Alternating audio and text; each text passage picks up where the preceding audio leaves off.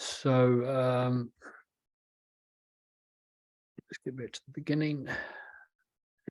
Right. So this presentation is entitled AI, which is artificial intelligence, and the age of data.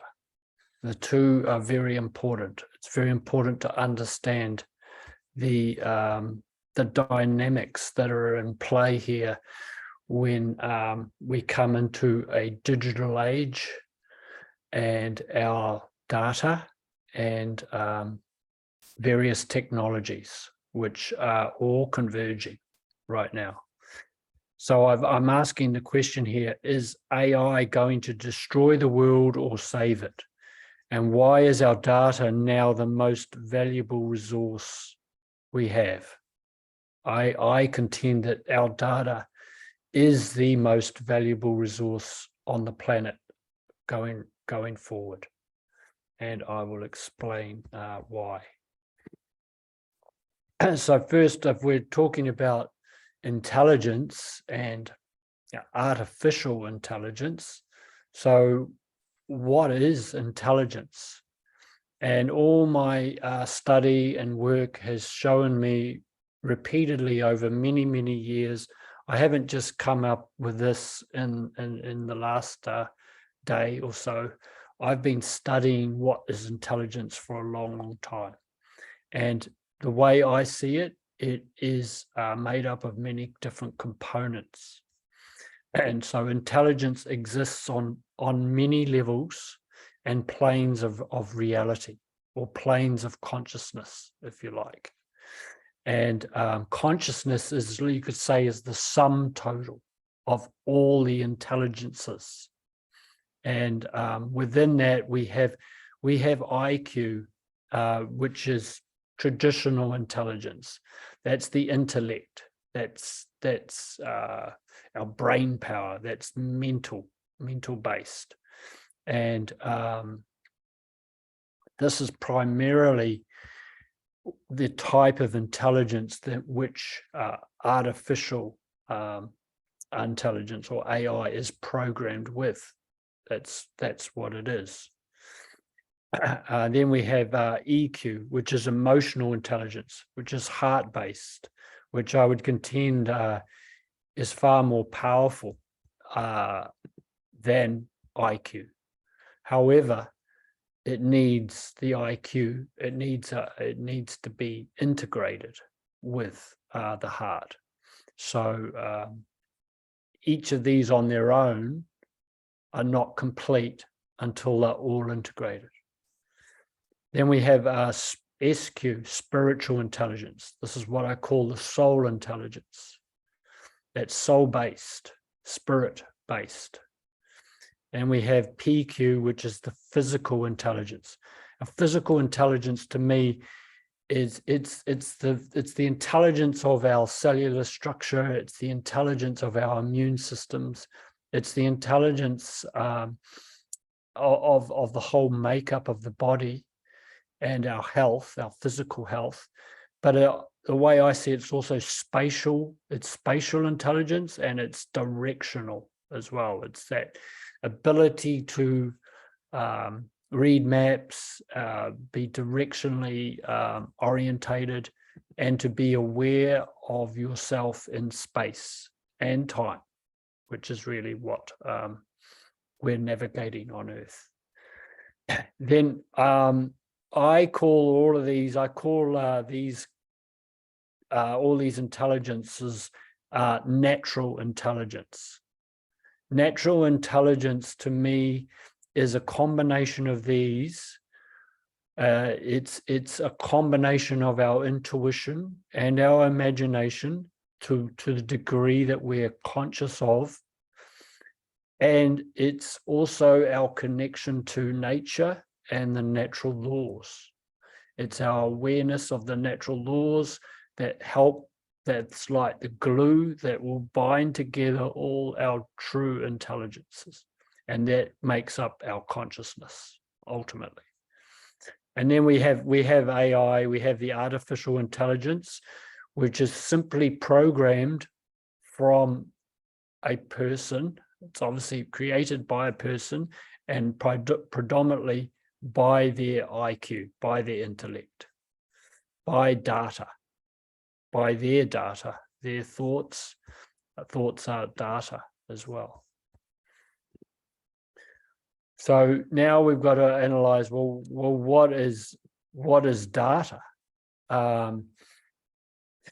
We think about data, our ID, we think about what we like to do, where we live. This is all data, but data is actually, it's actually information, and it's everything. It's basically all the information you can think of. And we are basically in, we've been in the information age. I believe we've been in the information age since the advent of computers. And we're moving, that information is getting more and more refined through knowledge into consciousness. So we're moving into a consciousness age or a spiritual age, and of which information and data is the building blocks to that. So data is everything we have done, everything we're doing, or thinking as well. It is where we go, where we buy, where we live, what we like, dislike. It is a record of our whole life and what we would like our life to be as well. What we envisage for our life is a type of data, and the powers that should not be want to know that. They want to know what we're thinking, and they want to know what we are feeling as well, and attempting to control that. And they can do that with AI now. So digital infrastructure. Data creates the infrastructure. And then from that information, then it creates data output. So data is inputted and out comes new kinds of data.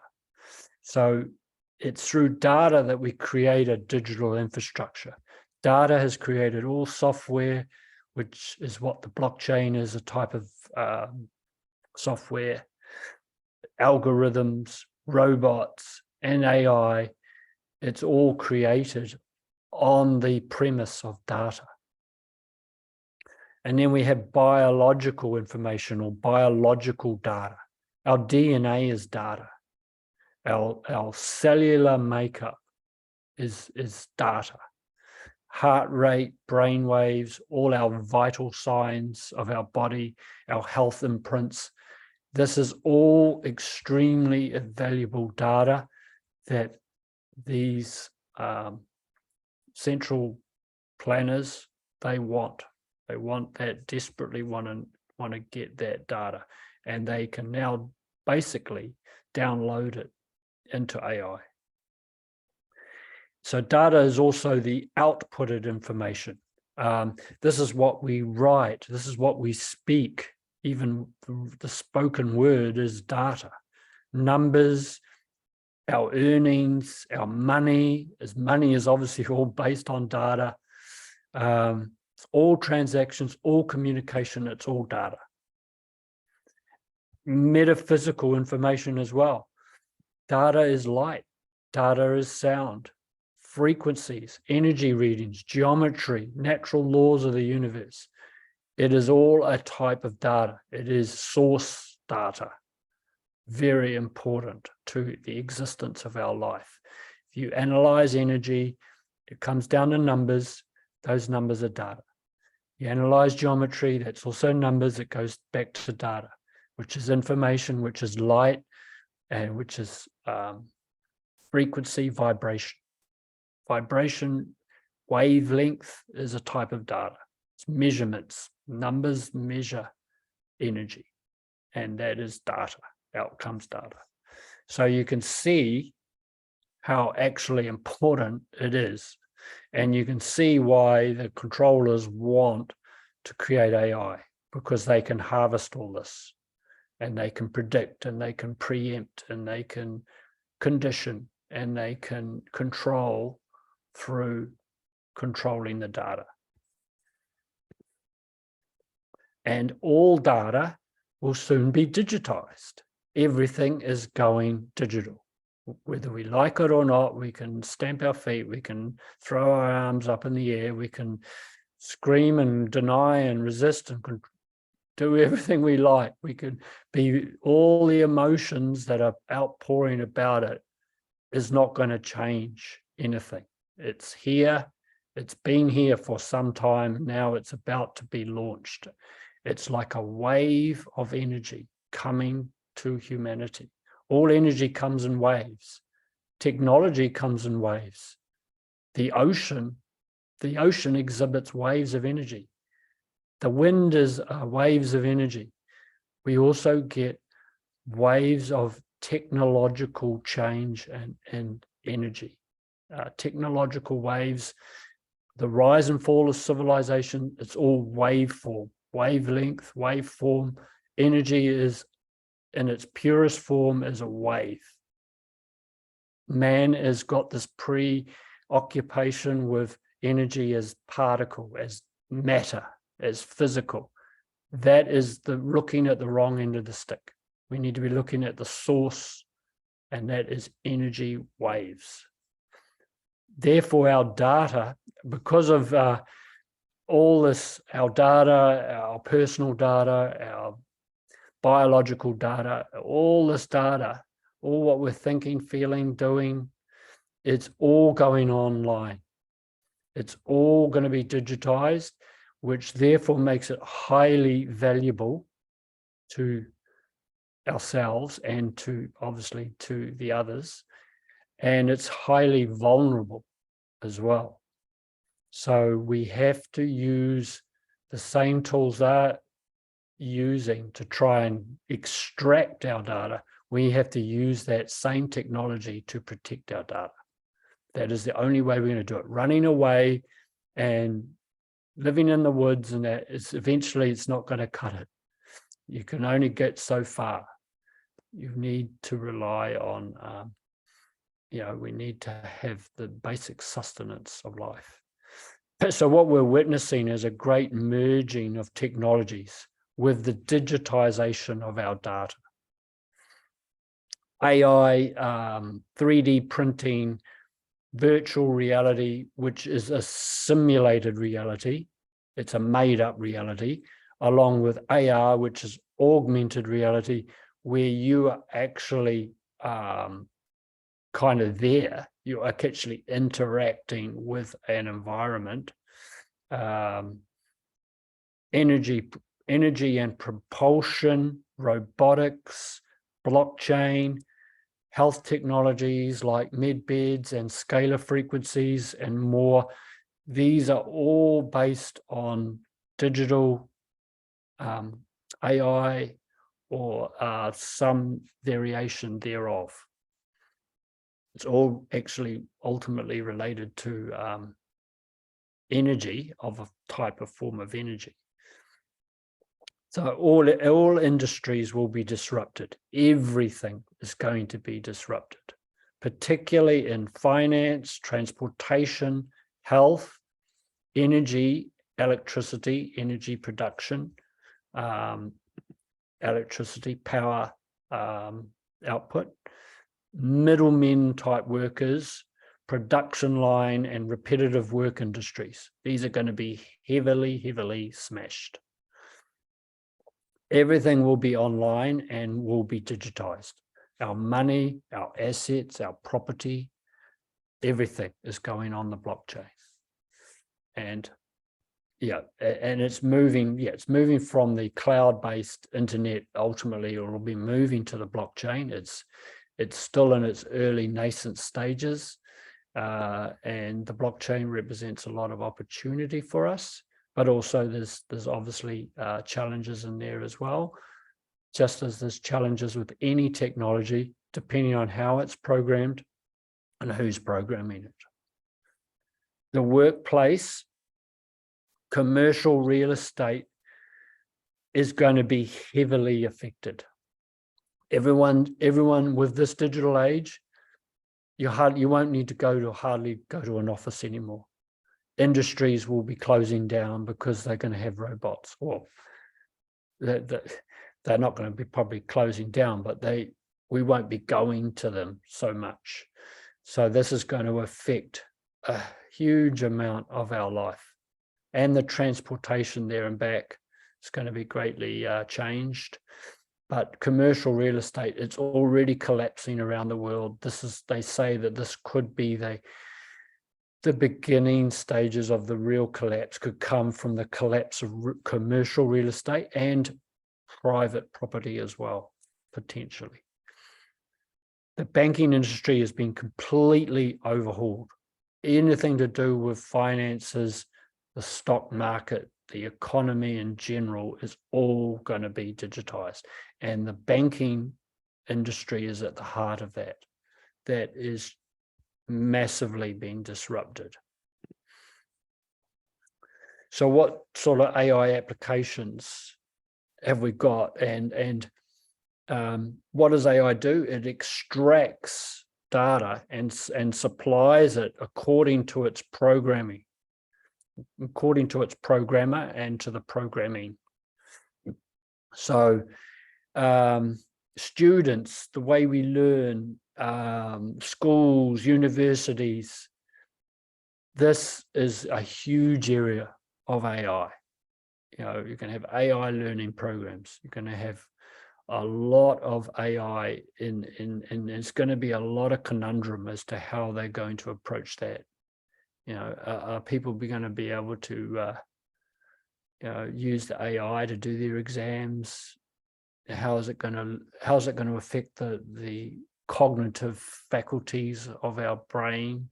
How is it going to, how are we going to learn? How is it going to become? How's it going to be exhibited? So it's going to be fascinating around that area. Finance, the finance area, as I've just said, banking, money, self-custody of our money and our assets, investing, and automated contracts within the finance. So this is where we've been looking as far as crypto is concerned. But all of this industry has been upended and turned inside out right now. So people are going to be using AI to do banking, to do investing. It's going to affect every area of life. A blockchain is basically AI enabled using the smart contracts or the automated contracts, as I call them. So there's big changes there. Health. The health industry is in for a huge overhaul.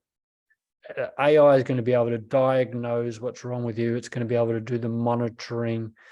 It's going to, even AI can help with surgeries. There's going to be a lot of change there. And this is where, when it comes to our health, obviously, again, in light of what we've just been through with COVID and all that, the AI can only be as good as the way it's programmed. And this is why consciousness is so important. And so I'll go more into the transport industry, air travel, automobiles, boats, every mode of transport is going to be changed. The way it's powered, its energy source, anti-gravity is coming. That's been withheld from us for many decades, but it is here. I can see big changes in air travel, any mode of transport. We're going to have autonomous vehicles, which is basically a computer AI-driven computer on wheels. So, yeah, massive changes there. Driverless cars. I think ultimately they want us to not even be able to drive at all. They want the automated cars. They want driverless cars so that we don't go out of our area. Whether that's going to actually succeed or not, I highly doubt in the end. Gaming, this is where the millennials are huge. We may, and our older generation, we probably not so fussed on this, but there are literally there's more than 1 billion people on the planet who like to game. And virtual reality and augmented reality is coming, which leads to the metaverse. And this is how a lot of people are going to transact. They're going to go into the metaverse to do their shopping. They'll go into the metaverse to play and to work. It is huge. Whether we partake in that or not is up to us. We don't, I don't know that I want to be spending my life in the metaverse, but we might have to dip in and out of it just through, getting things done. It's a big unknown there, but it's definitely big changes coming in that area. Business, in our businesses, on the entrepreneurship, the way businesses are run, we'll have personal assistants, AI personal assistants. The outsourcing, we'll be outsourcing using AI. We've got Chat GPT now, which is one area of outsourcing, but there's going to be a lot of others. Advisors like lawyers, brokers, any middlemen, these are all going to be replaced by AI to some degree. We'll still need lawyers for some things, but for other things like, say, property conveyance, these will be all handled by AI and automated contracts. And anyone who's in a middleman, and this is going to affect white collar as well as blue collar workers, more manual workers as well as office workers. Big changes. Households, eventually we're going to have all our appliances are going to be run by AI. And manufacturing plants for, robotics is going to be huge in there. Also robotics in our house with, they've already got robot vacuum cleaners and all that, AI driven fridges and freezers and that sort of stuff. So but in industry, a lot of production plants are going to be robotized. Call centers, all that sort of stuff. And I'm sure I haven't mentioned everything. I mean, I'm just sort of trying to pick out the main areas that I see. So AI is programmed obviously by a human, and so are we. We are programmable beings as well. And so there's a very much a parallel connection there that we need to look at. Humans are basically being programmed to be more like a kind of a robot, if you like, without feeling, without emotion, just pure intellect. It's just a very imbalanced way of living, but that's what's starting to happen with people. But obviously on the other end of the scale, there's the opposite is happening. So the divergence is happening, and then we've got the law of polarity is playing a part here, big part, and it's creating the extremes. So it's everything is programmed, including us. So AI is only as good as the program with which it is coded. And it's only as good as the consciousness of the programmer as well. Our subconscious brains are our storehouse of our programs. Our conscious mind is the executor, that's the neocortex, and that should be instructing our subconscious as to the way we want to live our life. But so many people are so heavily conditioned, their subconscious is actually running on autopilot, just like how an AI would, but it's running on the wrong program. With not everyone, but obviously a lot of people, we all have viral programs in our brain. So we're having to constantly work on ourselves to reprogram ourselves and deprogram ourselves in the way that we wish to, be. Artificial intelligence is limited to mental IQ at present. It's not self-aware. AI is not self-aware yet, and so that's a good thing. So it's very limited. It's very linear. And the way I see it, AI is very much in the fourth dimension. It's between 3D and 5D, but 4D means that things are more refined, more on the mental plane, which has a direct control over the 3D or the physical plane. So it's kind of like information is, by being digitized, it's making it more out of our sight, in which case then it can be more easily and covertly a control mechanism, because out of sight, out of mind, out of our mind. But we are still being programmed from that level. So 4D is very connected to 3D, and it's still very limiting. AI and biological interface is happening now. They can do incredible things already. They can upload persons' memories into the internet and into AI.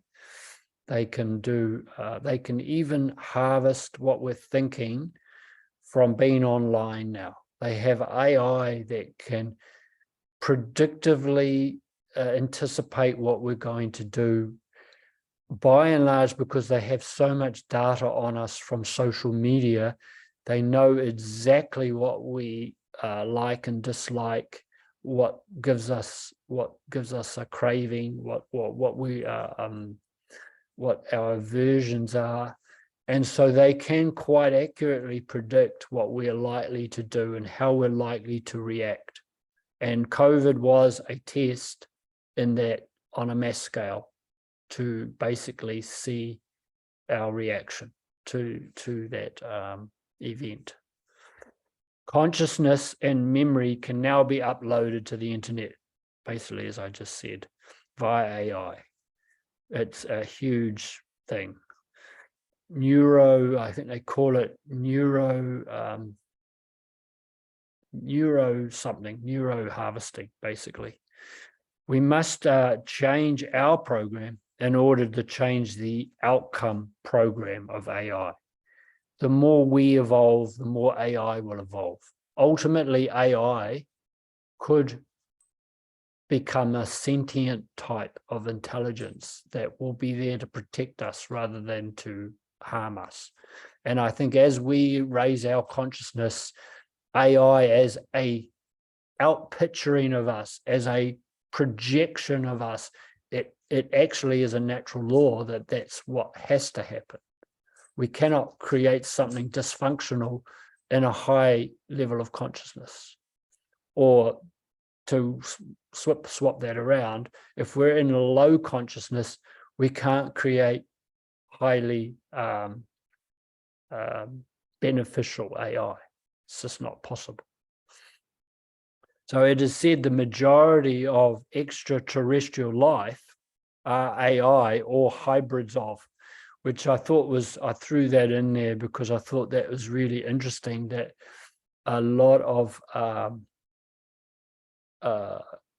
off-planet worlds use AI to a very high degree, which is largely, which for some is very conscious, and AI has been very harmoniously integrated.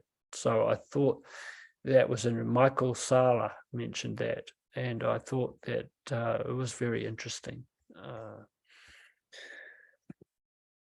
So what are the main negatives to AI? These are the ones that I've come up with. I'm sure there's more, but these I think are the most important ones. The first thing that's going to be probably quite apparent is on the employment level. There's going to be a massive loss of jobs. They're predicting 1/3 of the workforce by 2030. which is, when you think about it, that's barely 7 years away. And some are saying within 5 years, by 2028, there'll be a third of a loss. So somewhere in that, but that is a huge chunk of the workforce. Small businesses, there'll still be a lot of jobs that obviously won't be able to, it won't be affected, but a lot will be. So maybe there's a chance that the robotics could take over and destroy humans. I made that as a question mark because some say that that's a possibility, but quite a few of them are saying not at the moment and not when they're not self-aware.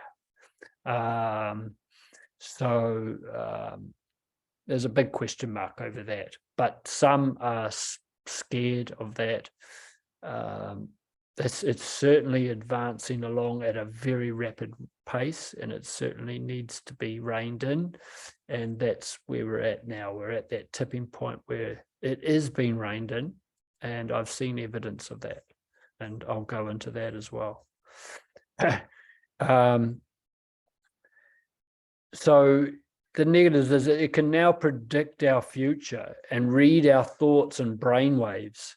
So obviously the AI can then create a more dystopian future based on the way it's programmed. So that's something that we've got to balance out. That's something that we've got to be aware of, is that when it's harvesting even our thoughts and our brain function, that's obviously got to be managed in a good way. So while we're in this centralized society, I think AI is very dystopian. We need centralization is really one of the biggest problems in the world. And while it's centralized, that gives the only a few people control over the masses. And I know that they have got their plans for AI in the future going forward, which is not in our best interests. So, and absolute power corrupts absolutely. And AI will give them a certain amount of absolute power, but when the population is largely asleep, and we are awakening. So that is changing as well. You could say that dystopia seems to be getting closer and the threats are getting closer, but also there is a consciousness and energy rising that's coming up to meet it. So nothing ever happens in a vacuum, not in this world.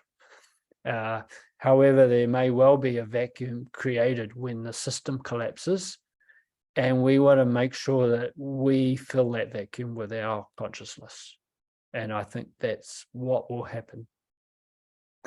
Google, Microsoft, the deep state, DARPA, these are all behind AI, and the three-letter agencies, they're all behind it. They all have their plans, but we know best laid plans are made to fail when it's got a dark intent.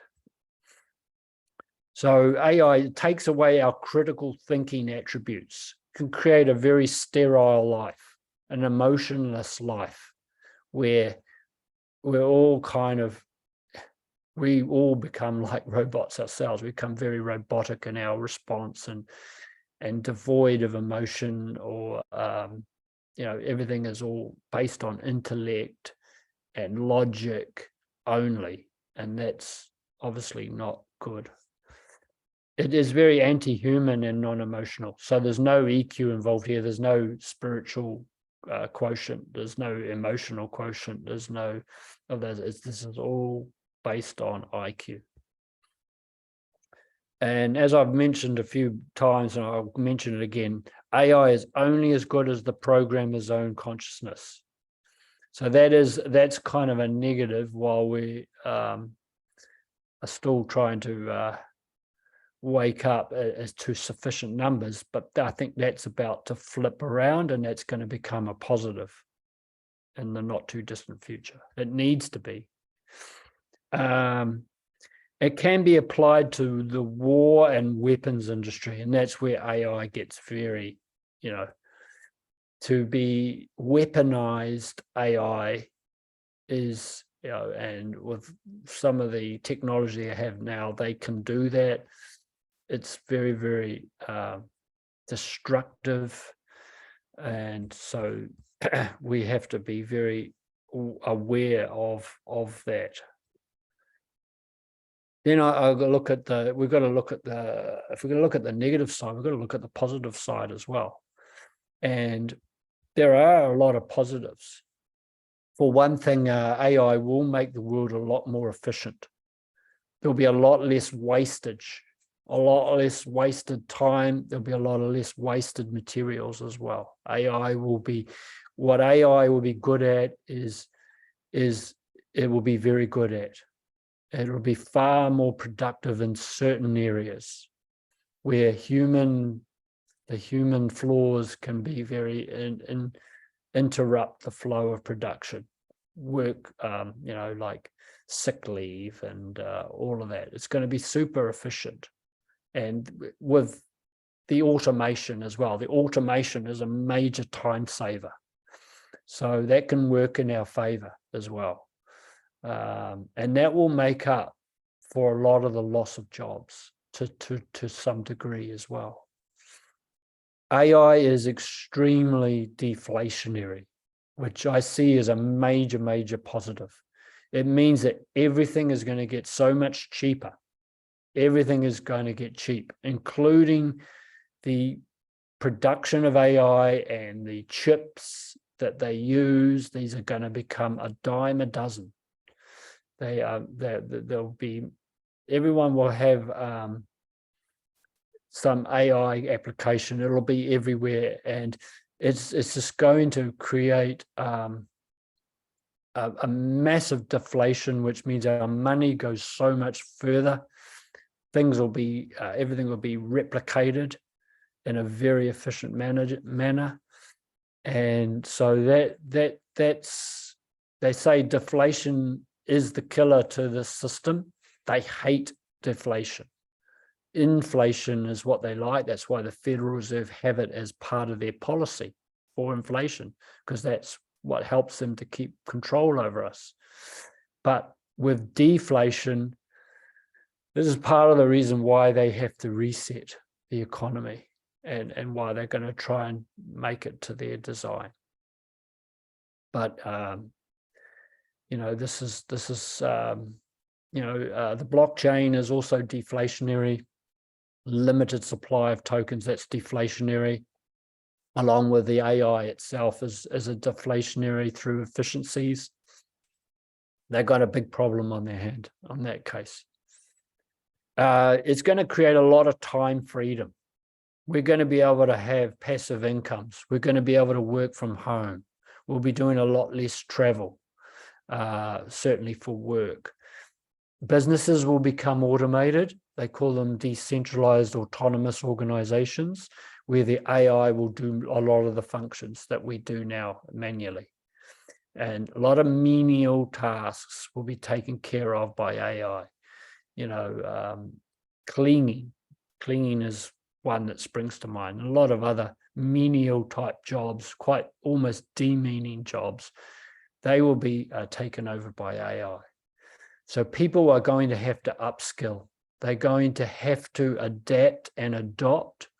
Otherwise, they're not going to survive in the world going forward. When open sourced, AI will take away the centralized power. The open sourcing of AI is absolutely critically important. And I've read a few articles where Google was getting very worried about the open sourcing. I was reading these articles where they see open source AI as the greatest threat to their models. ChatGPT, it's created by a company called Stability AI, and then there's a whole lot of others that are coming out now. It means that all the AI is free. It's out there for everybody, and people are developing it, without monetizing it. And that is incredibly powerful for us.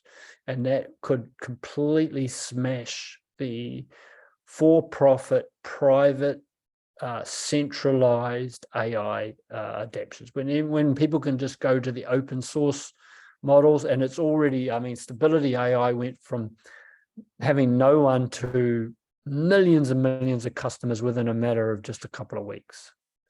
And now, they're just running away with it. The guy who's behind that, one of the main guys, his name is Emad Mostic, incredibly genius guy and a major humanitarian. And also he used to be main guy for the Google AI project. He's now no longer that. His name is Mo Godwat or something.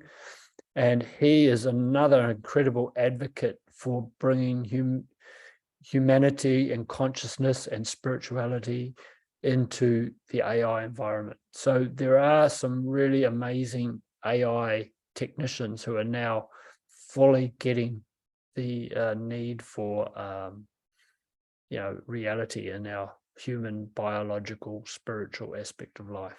So that definitely augurs well. And humanity is awakening, consciousness is rising, leading to exponentially better applications for AI on every level: health, work, finance, industry, etc. It cannot, as I say, with consciousness rising, that is the greatest foil to them doing what they want to do in secret. They can't do it in secret anymore. Everything is getting exposed. So it's like a race to the bottom for them.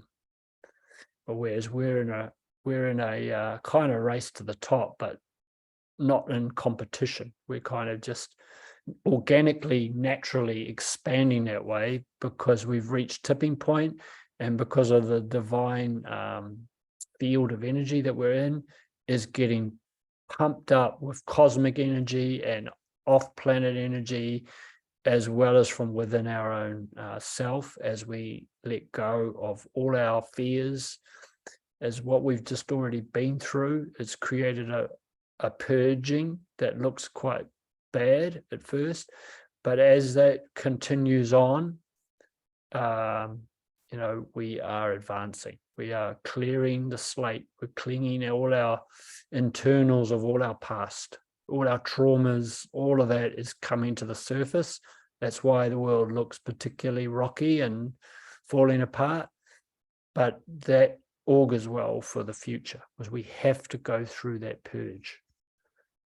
Robots do not produce. They are not consumers. So this is a big problem for the creators of their dystopia, because they are taking away the consumer power from central control, meaning our data and attention, which is like our eyeballs, they want our attention on their stuff, is extra important and valuable, because it means that there's going to be less people in the workforce, but the people that are in the workforce and us humans, we are the ones that give them the power through our energy, through our time and our money. And if there's a big chunk of the workforce that are not, obviously the robots are not consuming, they're going to be going for us even more so. So that's where we've got to be prepared to not give them their power, not give them that attention, not give them our data. We cannot give them that, hand it over like it's handing over the crown jewels. So if everything is digitized, and they need our tax money, and they need our all the other things that we supply them, we supply the sweat and all of that. And so this is a big problem for them. It's a huge problem. So it's also going to be very deflationary. as well because of this. So, and people need to also are starting to evolve that rampant consumerism, I think, is coming to an end. And I think this is partly also why they want to depopulate, because they know that. So AI is not yet self-aware. And by the time it is, our self-awareness or our consciousness will have risen to meet that threat. That's what I believe. That's how organic life goes. There's a pendulum swing between extremes. From totalitarianism, it will swing back to freedom and will find its center somewhere in the middle. And so that it's a natural law of it's a polarity law, it's a duality law, and all things must come into balance. All extremes will be reconciled as per the Hermetic laws. So, and you can see it playing out in politics, you can see it playing out in the financial system, the extremes of poverty versus the super rich, left and right politics. You see it in all areas of life, people getting polarized, and therefore they're very controllable. They are drained of energy in that state.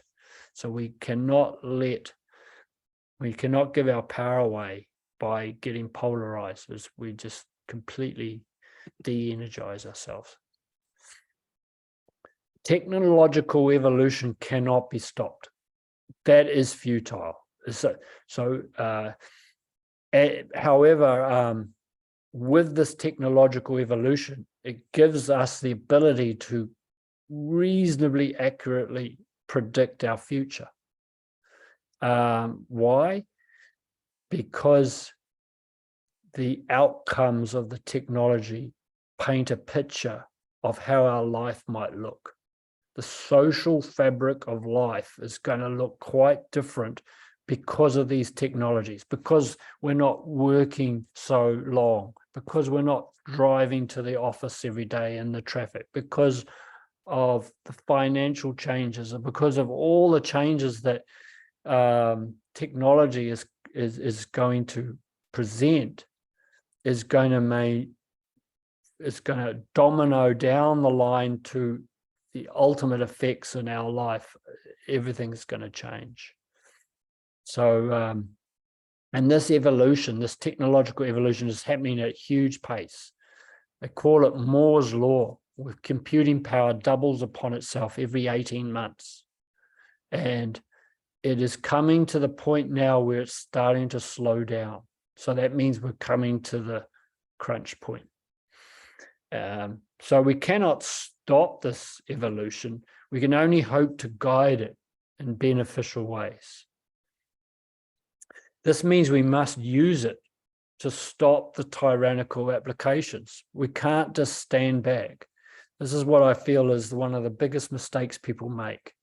When it comes to the system, when it comes to money, when it comes to technology, people have an aversion to that, and so they run away from it, or they will bury their heads in the sand, or they will crowd themselves, or they will do more and more things to try and avoid it, which is really not an answer. It's not a solution.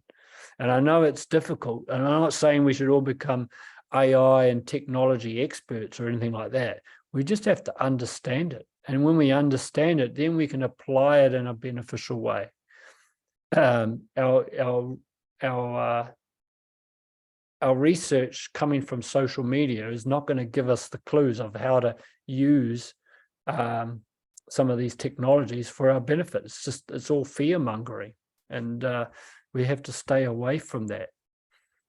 The technology gives us clues on how society as a whole is going to change massively because of the disruption to our foundations of life, our work, our relationships, play, transacting, creating, everything we do. When our foundation gets disrupted, everything else on top of it is going to get disrupted, i.e. our life.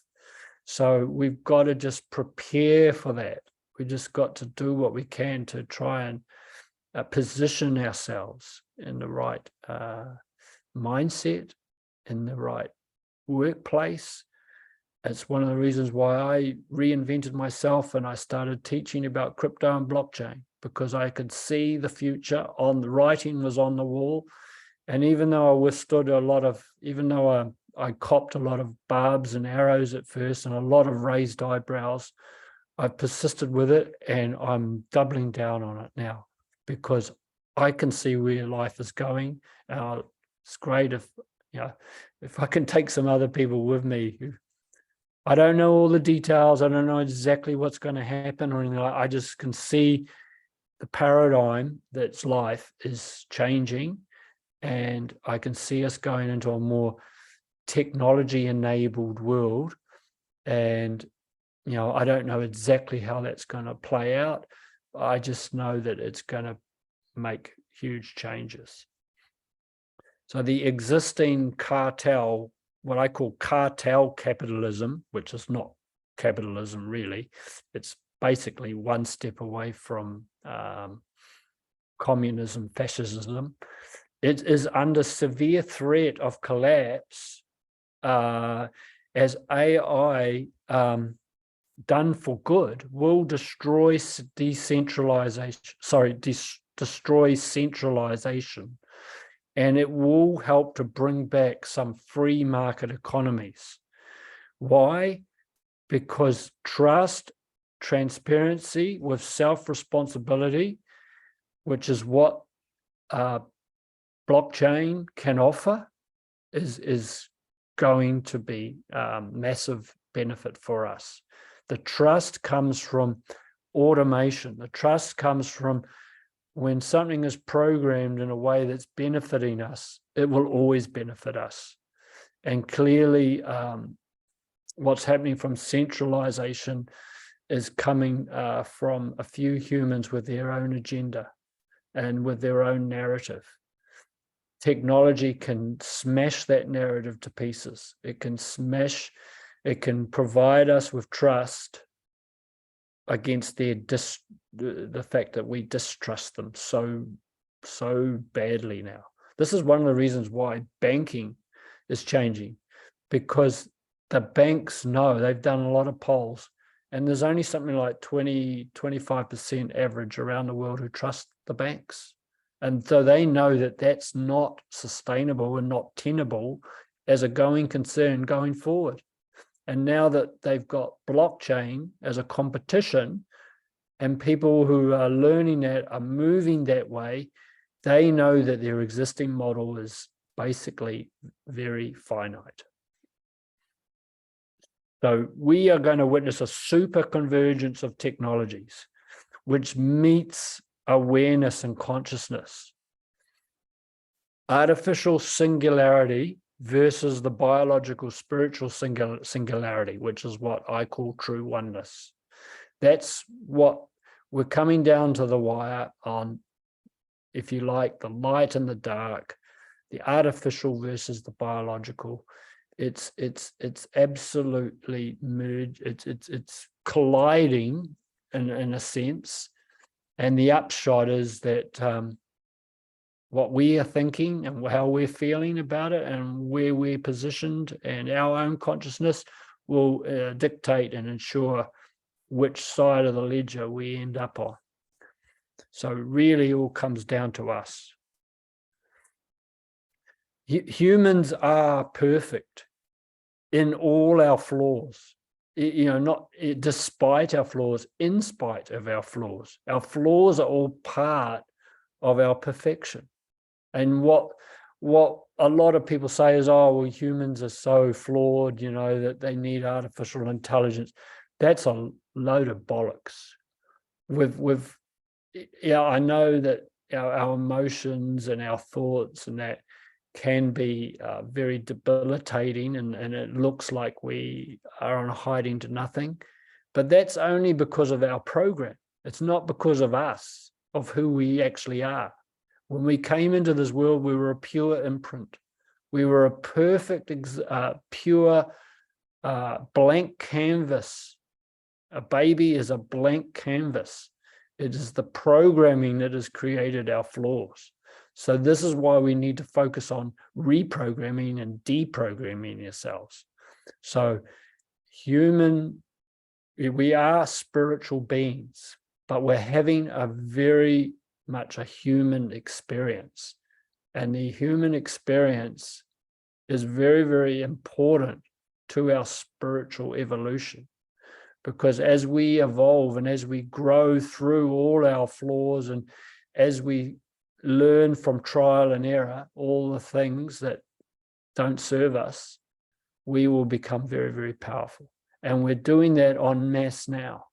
One of the reasons why the cabal is on a tear to create a truly centralized dystopia, it's reactionary to the fact that they know through their own feedback from AI that we are awakening. They know that we have technologies now that we can use against them. They know that. So they make out like there's only one road and one rule, and it's all blasted out on media and everywhere else. And so we can think that we're screwed because we get all the narrative rammed down our throats.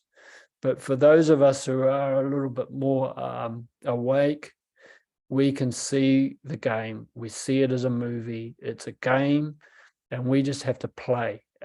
We just have to raise our own game. So AI proponents are attempting to erase human emotion because it's considered flawed by the central controllers.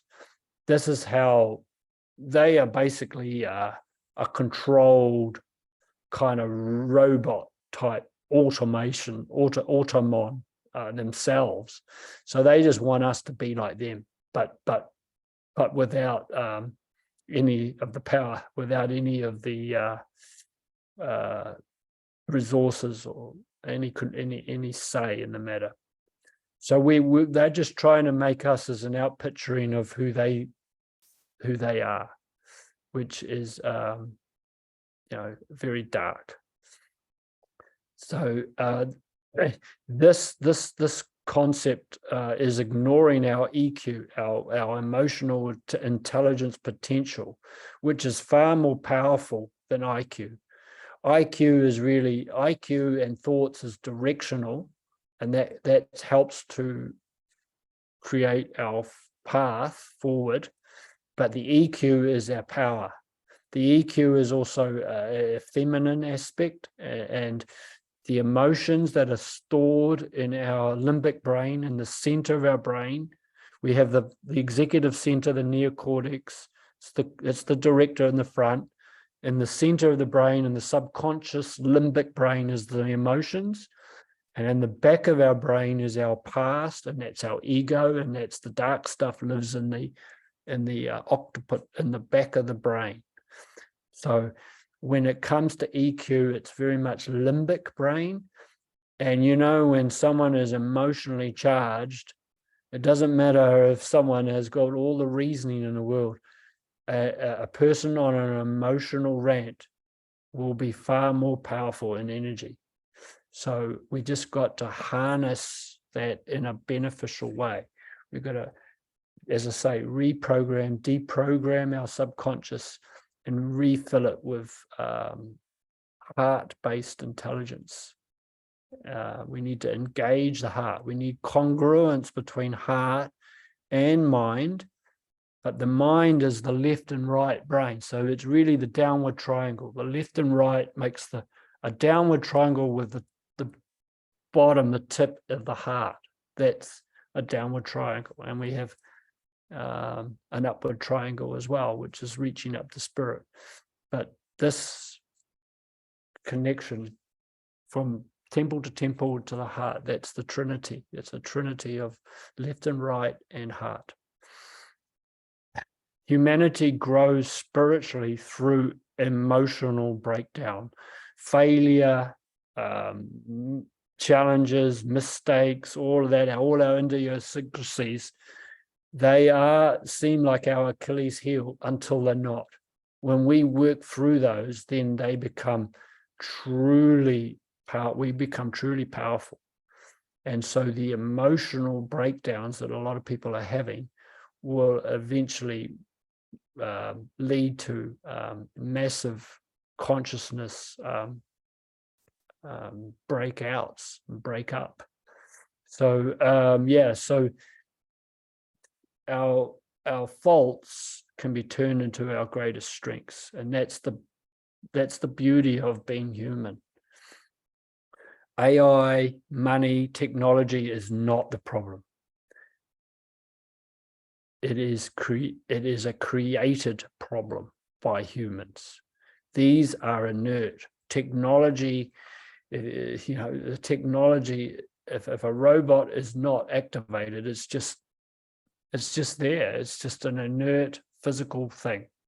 It needs to be empowered by people, and we then give it our power. We then give it its power.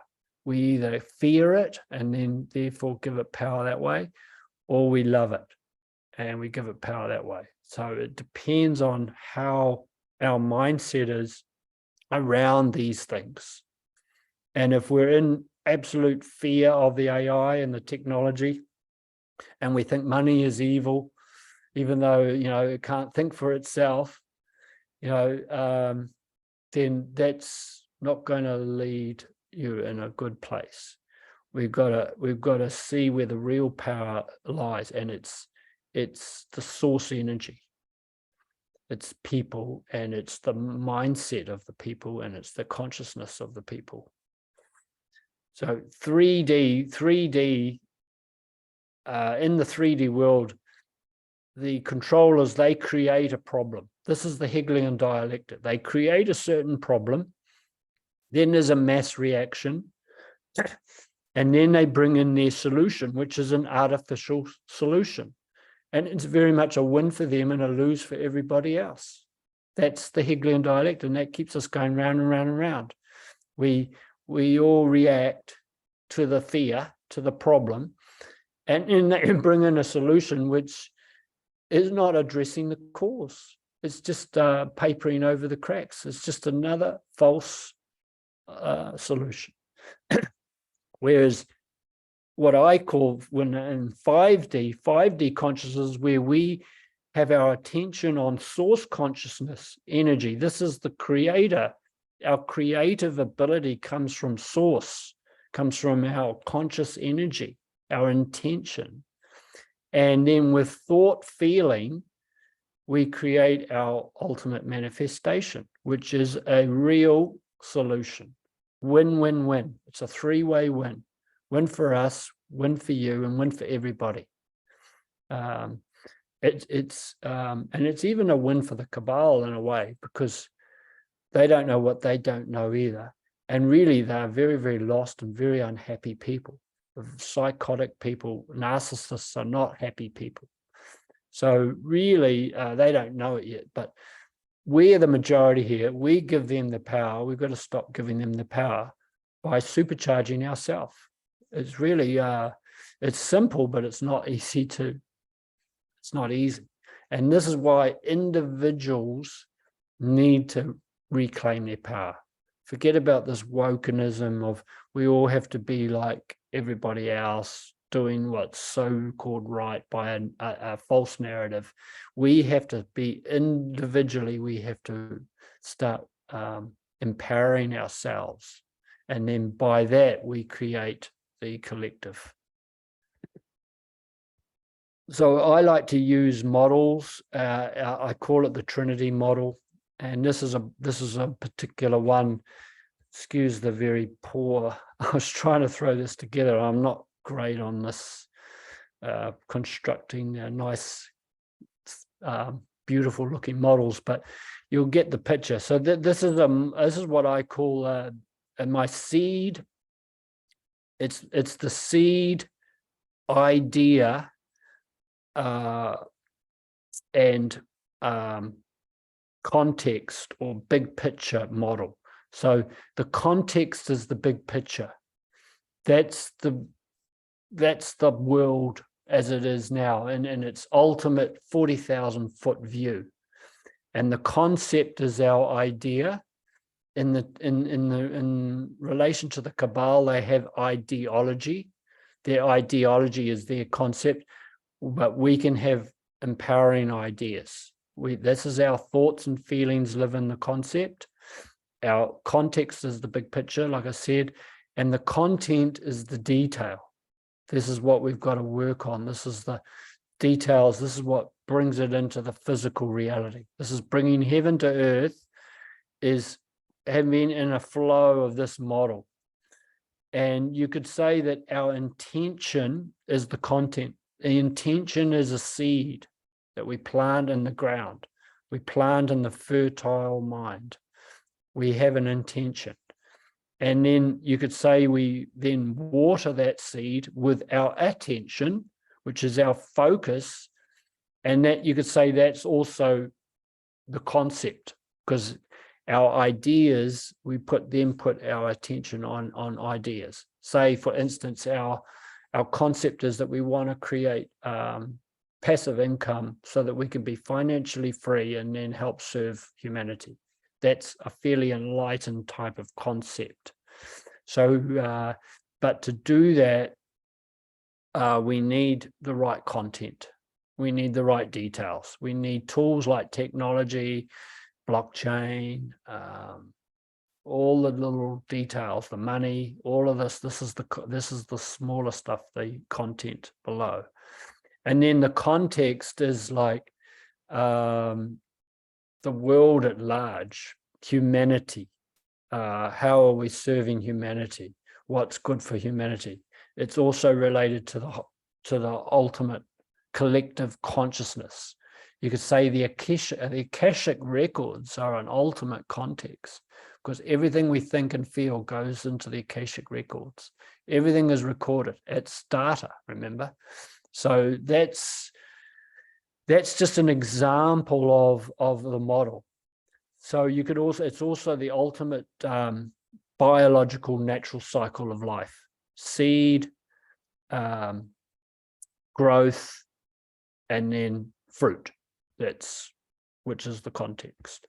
So we plant a seed, we water it, it grows in fertile soil, we nurture that with our attention, and then eventually it grows into a fruiting plant, which we then eat, which then gives us the energy and sustenance to go around and do it all again. You constantly see that everywhere you look. Something has been born, something has been nurtured, and something is passing away. And another example is like when you say, like I love to cut wood and cut up wood. So when you expend that energy to cut up the wood, it's fallen on the ground, you cut it up, I put it in the fire, it burns, it then turns to ash, and then I put that on the ground, and then it helps to fertilize the ground with all the minerals and potash. Basically, is what potash is. That creates your plants. Plants give you nourishment and sustenance, which gives you the energy to go back and chop more wood. And this cycle, that's just one little analogy, example of what we're doing all the time. And it can be the same with AI and artificial intelligence. We can have an intention to use AI for good means. And the concept could be, oh, we're going to use AI to automate our life, to make our life with more time so that we can do what we're really here to do, so that we can serve humanity, so that we can serve our purpose of which we're here, without the constraints of having to work for a living. We're not here to make a living as the controllers would like. We're here to make a life. And that life means having free time and having the energy and consciousness and to do what we've got to do. And so that flips this whole thing on the head of we have to work to, all we're doing is serving the invisible man at the top through our taxes and all that. And that is draining us of energy, and we've got nothing left in the tank to do what we're really here, to live our truest spiritual life.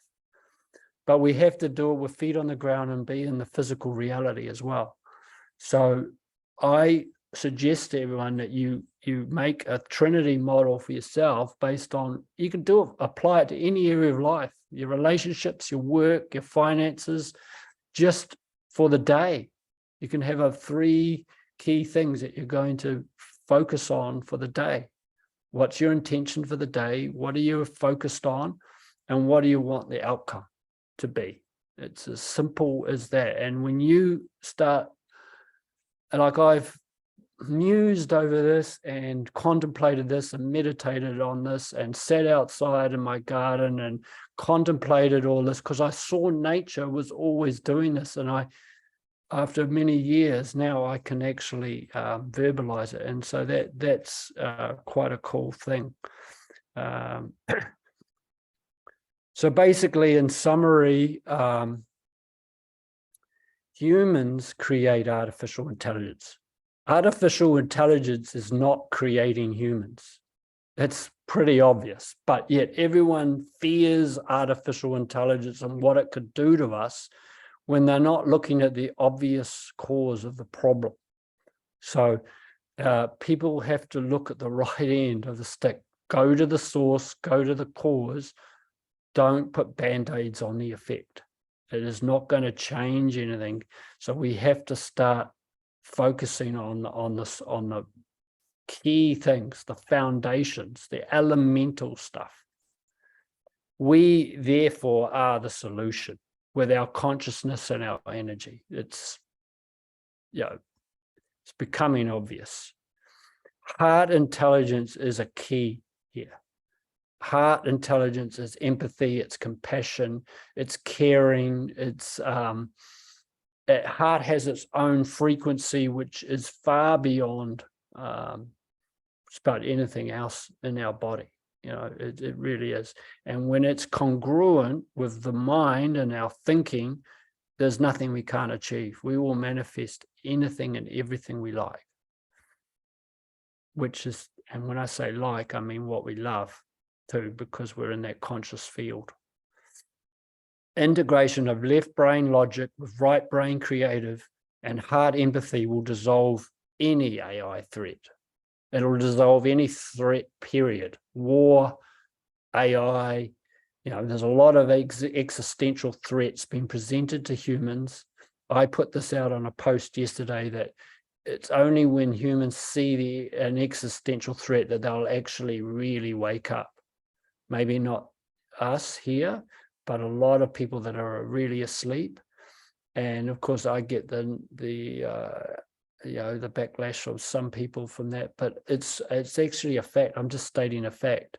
And if people don't see that there's an existential threat right now to humans, well, they're obviously living under a rock. But the fact is that those are just threats, and they are not going to happen because it's just not going to happen, because it's not going to be allowed by a divine law.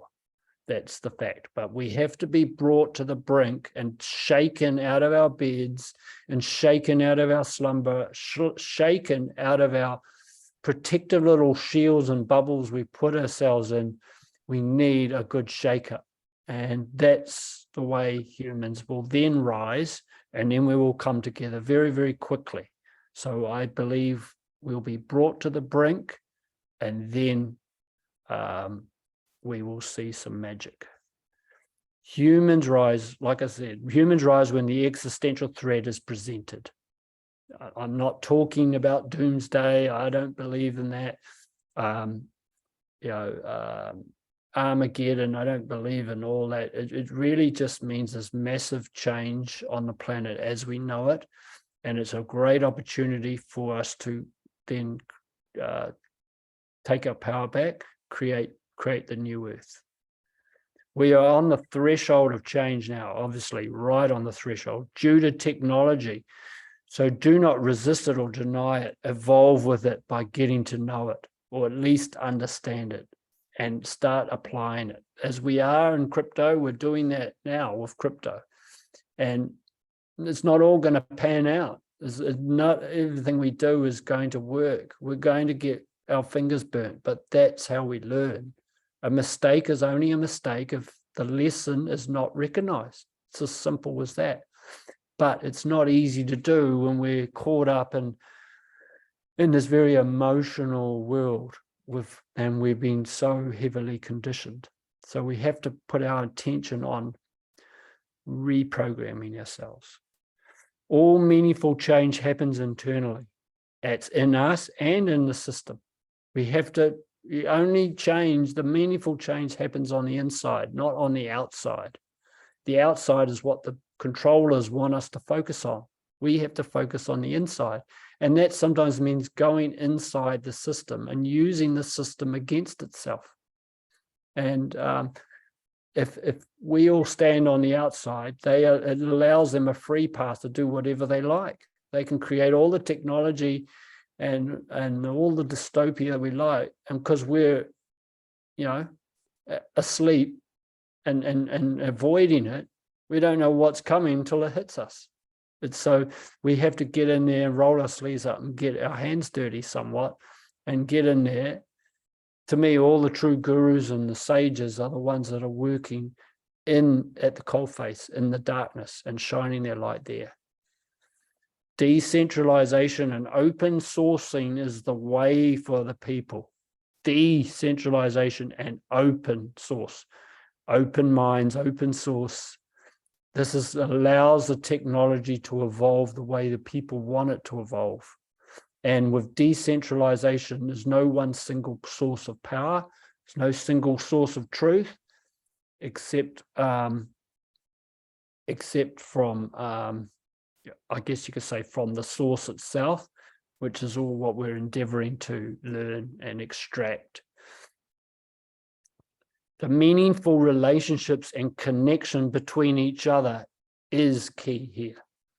That it's one-on-one, it's group work, it's releasing work, it's letting go of all of our fears and our programming and coming together as families and friends, meeting of minds and hearts, and coming together as a community is really the way to defeat this artificial technocratic world that we're moving into, which is devoid of any happiness or emotion. It's just, to me, that's kind of a fate worse than death. I'd rather be dead. So also, there's a few other solutions that we focus on. Financial solutions, but we also focus on spiritual solutions as well. Obviously, that's really primary, but we also have to be in the world, not of it. We have to be in the world dealing with these finances and technology, but we don't have to be attached to it. It's a completely different thing. And we're balancing the polarities, so we're not getting pulled and pushed in that. We know who we are. We know where we're going. So we recommend, to help protect our data, we do a project called Data Bank Me, where we can own our own data, we protect our data, and we get paid for doing what we already do. It is an amazing project that we are promoting now. We're also obviously involved in various blockchain projects, some which are paying us quite well, and some passive income. It's obviously been of trial and error, and some haven't worked so well, but we're getting better now, and we're finding much better projects. This is not financial advice. This is just a general advice. It's just what we're doing. There's also TPR, which is a local solution to the falling fiat money. It's another option. And then we've got DeFi Freedom, which our primary values are education first, community support, while protecting and growing your wealth and asset base. That's what we endeavor to do. But we are not financial advisors. I never pretend to be a financial advisor. I'm just a researcher who's developed implemented quite a few things that are starting to work for me. And for anyone who's interested, I present those to the community. So thank you, everyone. That's the end of my presentation.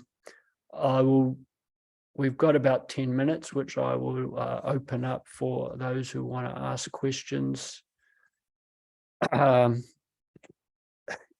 comments or whatever. So, yeah, if anyone wants to make a comment, feel free to unmute yourself, or you can ask a question in the chat, whatever you like.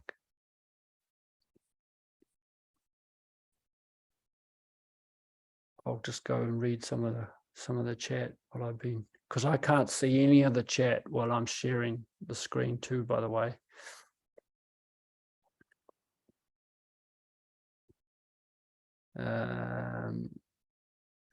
AI is evil. That isn't that fear can express itself. So yeah. So this is the thing. People see AI as evil, and they've forgotten that it's actually come from a person.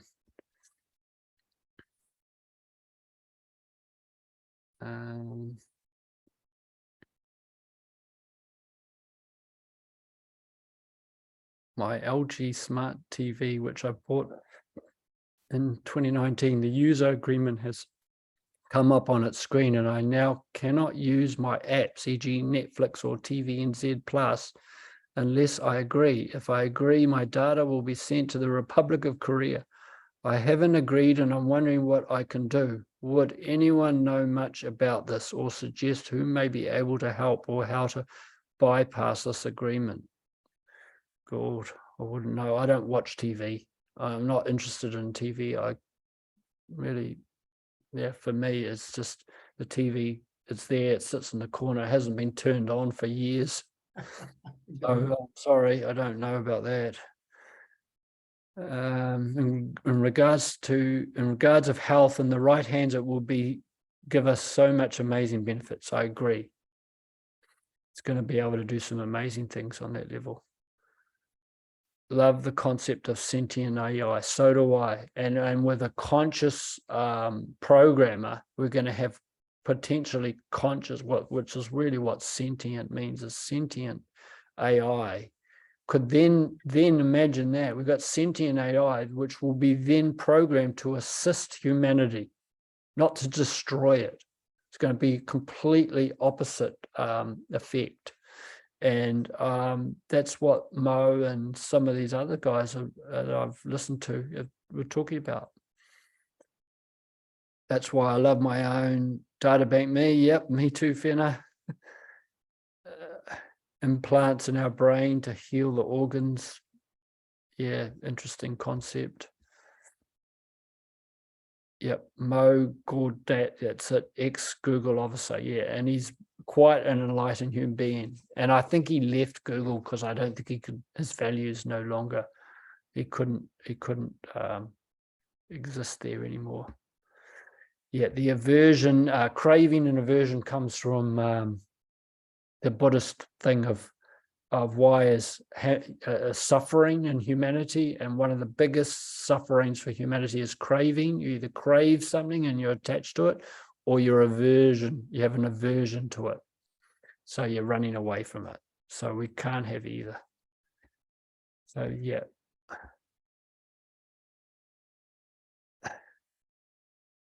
Thank you, Fiona. Glad you liked it.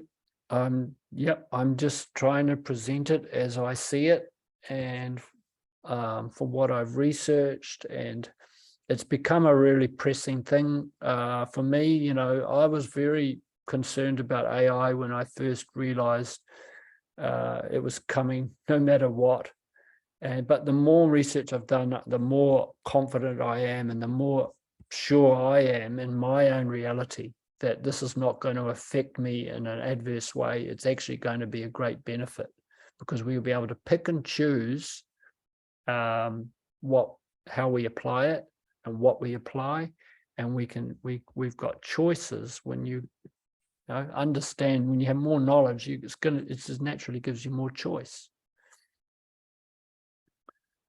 So yeah, thanks, Craig. You're welcome.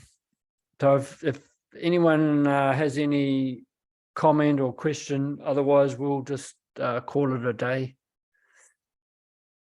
Finish the recording.